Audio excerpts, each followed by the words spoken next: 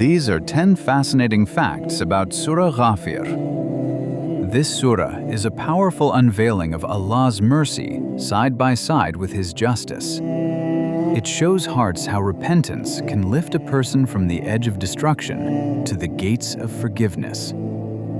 Classical scholars like Ibn Kathir and Al-Tabari describe it as a chapter that gathers warning, hope, and intimate dialogue between the soul and its Lord.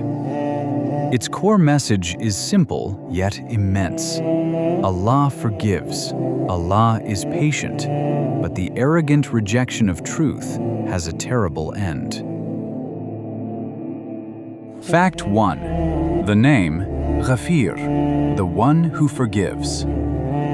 This refers to verse 3, the forgiver of sin, acceptor of repentance, severe in punishment, owner of abundance. There is no deity except Him. To Him is the destination. Ibn Kathir explains that this verse gathers three vast doors: forgiveness, repentance, and warning. So the heart never feels safe, yet never despairs. Allah first introduces Himself here as the one who forgives sin, giving hope precedence before fear. Then He follows with acceptor of repentance, showing, as Al-Qurtubi notes, that He welcomes the sinner who turns back again and again. Only then does He describe Himself as severe in punishment, so that the soul does not play with His mercy. The verse ends by reminding that all journeys, all stories, all broken lives return to Him alone. Listening to this, a believer feels both held and humbled, moving between hope in His pardon and awe of His justice. Fact 2. The mysterious opening. Ha-Mim. Surah Ghafir opens with the disjointed letters Ha-Mim, whose exact meaning is known only to Allah. Ibn Taymiyyah mentions that these letters, found at the start of some chapters, signal the miraculous nature of the Quran, composed from the very same letters humans use, yet utterly beyond them.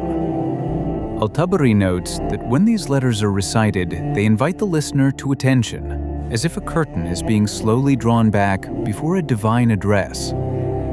You hear Ha-Mim, and your heart is being quietly prepared to receive arguments, stories, and warnings that can reshape a life. The sound itself becomes a cinematic opening shot. Stillness, then a sudden focus, then the voice of revelation entering the world. It reminds us that even when we do not grasp every secret, we are still wrapped in the speech of the One who knows all. Fact 3. The angels who pray for you.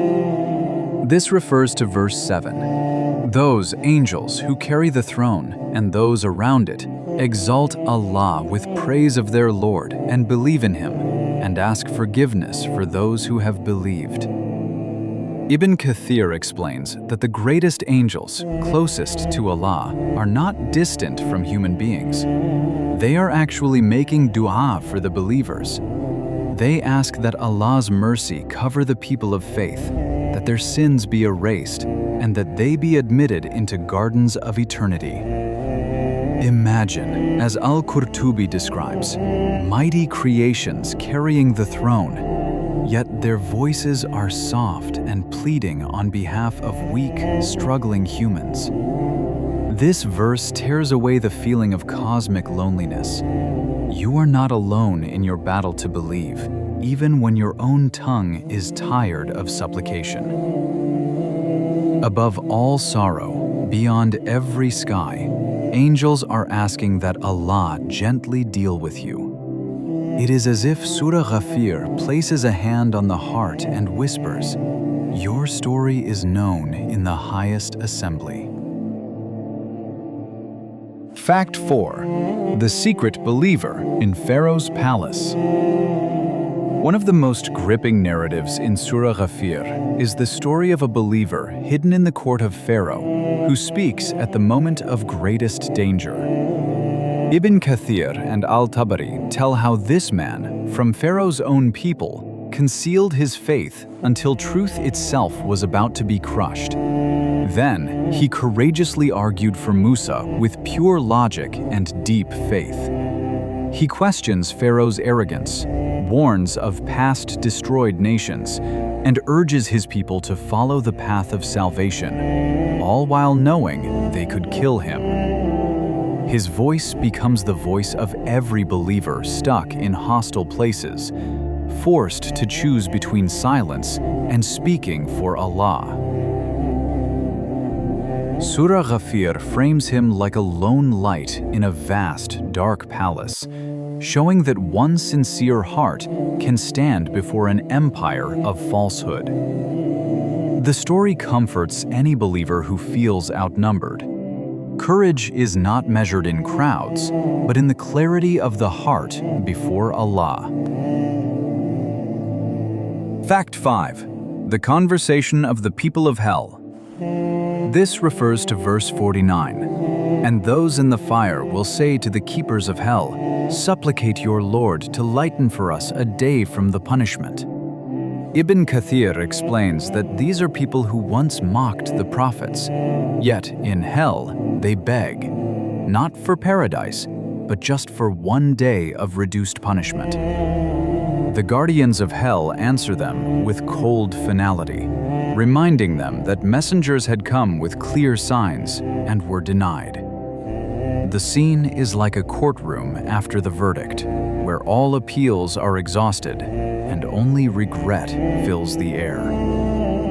Al-Qurtubi says these verses are meant to make the listener feel the weight of delay, to realize that the time to ask for mercy is now, not in a world where doors are shut. In a few lines, Surah Ghafir shows how arrogance in life becomes desperation in the next, when every excuse has burned away. This pushes the soul to turn urgently to Allah while it can still cry, still bow, and still be forgiven. Fact 6. The rise and ruin of powerful nations. Surah Ghafir repeatedly reminds us that mighty civilizations before us denied the truth and were swept away. Ibn Kathir lists peoples who had strength, numbers, and wealth, yet their arrogance blinded them to the messengers sent among them. Al-Tabari notes that these stories are not just history.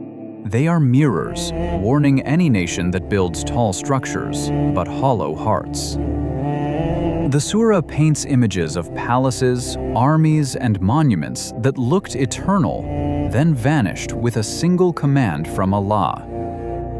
For a listener, it feels like walking through a cinematic ruin, hearing echoes of laughter that once mocked faith, now lost in dust. It teaches that true security is not in power or technology, but in humble obedience to the one who outlives every empire. Fact 7. Allah's patience with the deniers. Surah Ghafir shows that Allah does not rush to punish, even when disbelief and mockery reach extremes. Ibn Taymiyyah highlights that this is part of his wisdom and justice.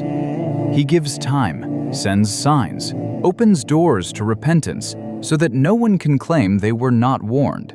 Al-Qurtubi points out that the delay of punishment is actually a mercy, a final chance for a stubborn heart to soften. Yet the same delay becomes a proof against those who use it as an excuse to sink deeper into sin, mistaking patience for neglect. The surah's rhythm moves between warning and reprieve, like waves that keep returning to the shore of the soul. It invites us to see every spared moment, every unpunished sin, as a window from Allah to return before the door finally closes. Fact 8. The day when hearts reach the throats. This refers to verse 18. And warn them, O Muhammad, of the approaching day, when hearts are at the throats, filled with distress. Ibn Kathir describes this as the day when fear is so intense that hearts seem to leap up, choking their owners with terror.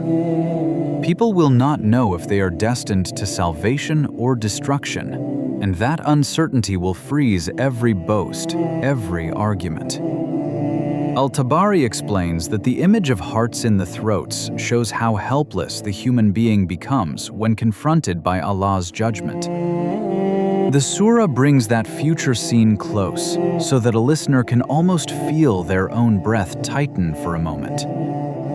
It is not meant to paralyze, but to awaken, so that the heart trembles now and is safe then. In that trembling, a person finds the sincerity that can turn fear into a shield of taqwa. Fact 9. The subtle call to pure sincerity. Surah Ghafir quietly weaves a call to ikhlas, doing everything purely for Allah, without seeking praise or fearing blame. Ibn Taymiyyah notes that the surah contrasts those who argue about Allah without knowledge with those whose hearts are anchored in Him, showing that real strength lies in inner truthfulness, not loud debates. The secret believer in Pharaoh's palace speaks not for status or safety, but because he fears for his people and trusts Allah more than the king. Al-Qurtubi explains that his example teaches every Muslim to weigh their words before Allah first and before creation second. The surah suggests that even in the noisiest, most hostile environments, sincerity can carve a straight path through confusion. When a person aligns their hidden intentions with Allah's pleasure, they become, like that believer, a quiet miracle in the middle of danger. Fact 10. The final triumph of truth. Surah Ghafir ends with a tone of certainty. Truth is not a fragile guest in this world. It is the final owner of the stage.